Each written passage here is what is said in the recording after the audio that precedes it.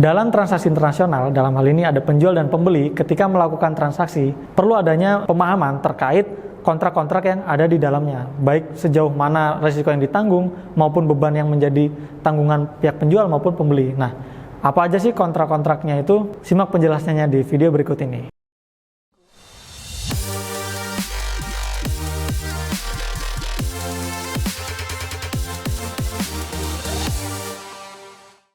Halo, perkenalkan nama saya Raka dari The Consulting. Di video kali ini, saya akan menjelaskan terkait Incoterms. Sebelumnya, jangan lupa juga untuk like, komen, dan subscribe channel ini. Oke, untuk yang pertama, Incoterms ini itu singkatan ya, International Commercial Terms. Jadi, ketentuan-ketentuan kontrak. Incoterms itu sendiri dikeluarkan oleh ICC, yaitu International Chamber of Commerce di Paris, di Prancis. Nah, Incoterms itu dibuat untuk menyeragamkan atau penafsiran antara penjual dan pembeli. Dalam hal ini mungkin transaksinya lintas negara ya. Sejauh mana sih biaya, kemudian resiko yang ditanggung oleh penjual maupun pembeli agar tidak terjadi kesalahpahaman. Selain itu, Incoterms juga sangat disarankan untuk digunakan dalam kontrak penjualan dan atau pembelian. Nah, Incoterms itu berfokus pada dua aspek penting dalam sebuah transaksi. Yang pertama, siapakah yang mengatur dan menanggung biaya transport, ya? Siapa yang menanggung biaya transport tersebut, termasuk loading dan unloadingnya. Kemudian, siapa yang mengurus dokumen ekspor impornya, dan siapa yang mengasuransikan barangnya. Nah, jadi itu poin yang pertama. Aspek yang kedua, pada titik manakah tanggung jawab si penjual atas barang yang dikirim, atau mungkin sejauh mana hak dari pembeli. Jadi nanti akan dijelaskan di kontrak-kontrak yang ada di dalam Incoterms. Ada 11 istilah pada Incoterms 2010, yaitu dibagi dua. Ada yang transportasi umum, meliputi darat, udara, laut, rel, dan transportasi yang khusus laut. Nah, untuk yang transportasi umum itu bermacam-macam nih, ada EXW, ada FCA, CPT, dan lain-lain. Di laut pun juga ada FAS, FOB, CFR, CIF, dan segala macam. Nah, nanti kita akan bahas satu persatu. Nah, ini ada gambar ya, ada gambar terkait semua jenis Incoterms ya, kontrak yang ada di sini, mulai dari EXW sampai DDP, itu ada pembagian sejauh mana sih biaya asuransi yang ditanggung oleh penjual maupun pembeli, sejauh mana risiko yang ditanggung oleh penjual maupun pembeli. Nah, ini kurang lebih seperti ini. Nah, nanti akan kita bahas satu persatu, yaitu mulai dari yang pertama dulu. Yang pertama ada EXW ya, atau Ex-Works. Nah, untuk Ex-Works, pembeli mengatur pemilihan mode transportasi, agen pengiriman yang akan dipakai sampai dengan custom clearance, dan penyiapan seluruh dokumen. Jadi ini benar-benar pembeli nih yang ngatur. Sedangkan resiko dialihkan dari penjual ke pembeli pada saat barang diserahkan ke pembeli, serta biaya dialihkan dari penjual ke pembeli pada saat barang diserahkan ke pembeli. Nah, kurang lebih gambarnya seperti ini. Jadi resiko dari buyer itu masih sangat tinggi. Nah, di situ kita lihat ada garis merah sedikit ya dari pihak seller, yaitu hanya pengalihan barang ke penjual pada saat pengeluaran barang dari gudang seller. Nah, ini untuk yang EXW atau Ex-Works. Kemudian yang kedua ada Free Carrier atau FCA. Untuk FCA sendiri, pengiriman dan pemilihan agen pengiriman diatur oleh pembeli atau penjual sesuai dengan keinginan pembeli. Tetap yang request adalah pembeli. Kemudian untuk risiko dan biaya pengiriman dialihkan dari penjual ke pembeli saat barang sampai di agen pengiriman atau tempat pengiriman yang ditunjuk oleh pembeli. Nah, kurang lebih garis resiko dan beban yang ditanggung seperti ini sejauh ini. Jadi agak naik sedikit nih untuk yang seller terkait resiko dan biaya yang ditanggungnya. Kemudian ada Free Alongside Ship atau FAS. Nah, untuk yang FAS ini pengiriman diatur oleh penjual, bukan lagi dari pembeli, yaitu mengantarkan barang dan melakukan ekspor clearance sampai barang berada di sisi kapal ya. Jadi cuma sampai sisi kapal. Kemudian risiko dan biaya dialihkan dari penjual ke pembeli pada saat barang berada di sisi kapal, belum loading ke atas kapal ya. Jadi ini masih di sisi, makanya dinamakan Free Alongside Ship.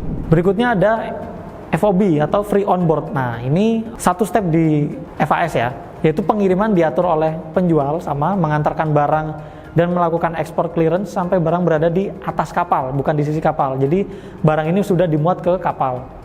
Resiko dan biaya pengiriman dialihkan dari penjual ke pembeli saat barang sudah berada di atas kapal, bukan di sisi kapal lagi. Jadi beban, biaya, asuransi mungkin ya, dan resiko itu sudah agak naik lagi nih untuk yang sellernya. Berikutnya ada CFR, yaitu Cost and Freight. Nah, untuk CFR sendiri itu pengiriman diatur oleh penjual, melakukan ekspor clearance dan menanggung biaya pengiriman sampai ke pelabuhan tujuan.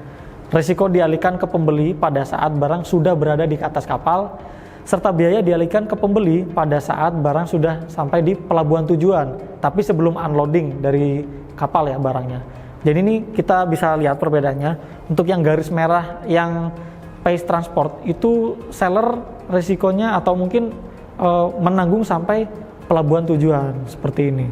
Sedangkan untuk tanggung jawab dan asuransi yang barangnya itu masih di pelabuhan pengiriman. Berikutnya ada CIF, Cost Insurance and Freight. Di sini pengiriman dan asuransi diatur oleh penjual, melakukan ekspor clearance dan menanggung biaya pengiriman serta asuransi sampai ke pelabuhan tujuan. Risiko yang dialihkan ke pembeli pada saat barang sudah berada di atas kapal sama. Biaya dialihkan ke pembeli pada saat barang sudah sampai di pelabuhan tujuan. Ini sama seperti yang sebelumnya, hanya saja ditambah insurance atau asuransi. Seperti itu. Kemudian ada juga Carried Paid To atau CPT. Untuk ini, pengiriman diatur oleh penjual, melakukan ekspor clearance dan menanggung biaya pengiriman sampai ke tempat tujuan. Risiko dialihkan ke pembeli pada saat barang telah diterima oleh agen pengiriman sebelum naik kapal. Ya. Kemudian biaya dialihkan ke pembeli pada saat barang telah sampai di pelabuhan tujuan setelah unloading barang. Jadi ini benar-benar setelah dibongkar barangnya. Kemudian ada Carriage and Insurance Paid To, CIP. Ini sama seperti sebelumnya, hanya saja ditambah insurance atau asuransi. Kemudian ada DAT ya, Delivered at Terminal. Untuk yang ini, responsibility tanggung jawab ya dari seller ini mulai beralih lebih panjang lagi. Penjual mengatur pengiriman dan menanggung biaya, menanggung resiko dan tanggung jawab atas barang sampai ke terminal tempat untuk unloading barang. Contoh gudang atau kargo terminal bandara atau container yard. Segala tanggung jawab dan resiko yang ditanggung penjual dialihkan ke pembeli setelah unloading barang di terminal. Makanya ini disebut Delivered at Terminal. Ada juga DAP ya, Delivered at Place. Ini penjual mengatur pengiriman dan menanggung biaya, resiko dan bertanggung jawab atas barang sampai ke tempat yang sudah disepakati sebelum proses unloading ya. Segala tanggung jawab dan risiko yang ditanggung penjual dialihkan ke pembeli setelah barang sampai di tempat yang telah disepakati, tidak termasuk unloading. Kurang lebih garis tanggung jawabnya sejauh ini yang merah. Kemudian ada Delivered Duty Paid atau DDP.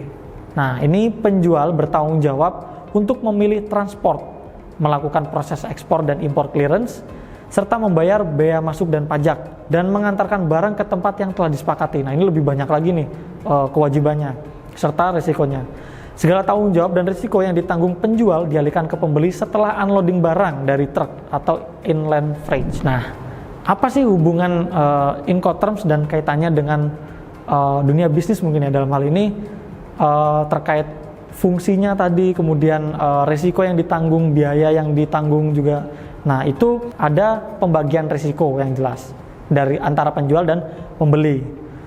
Kemudian ada pembagian beban dan ada pembagian atau sejauh mana tanggung jawab yang perlu dilaksanakan antara penjual dan pembeli. Oke, ini ada contoh ya atau ilustrasi. Apabila dalam suatu transaksi impor oleh importir di Jakarta dengan eksportir dari Cina, kesepakatan kontrak memilih terms DDP, kawasan pergudangan Cakung, Jakarta Utara.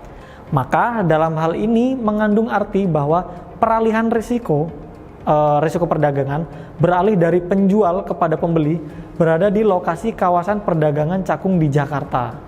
Nah, jadi bukan dari pelabuhan Cina tapi di Jakarta karena memilih DDP. Kemudian yang satu lagi nih, apabila dalam kesepakatan sales kontrak antara eksportir dari Singapura nih misalnya dengan importir di Jakarta memilih terms CIF, Tanjung Priok Port Jakarta. Nah, berarti ini harus hati-hati nih memahaminya.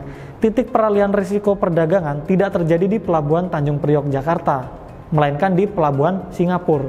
Ketika barang sepenuhnya telah dimuat atau on board di atas kapal yang siap untuk berangkat dikirim. Titik peralihan risiko klausul CIF memiliki keamanan dengan terms CFR dan FOB. Ini hampir-hampir mirip. Oke, mungkin sekian dari saya. Semoga bermanfaat dan jangan lupa juga untuk like, komen, dan subscribe channel ini. Terima kasih.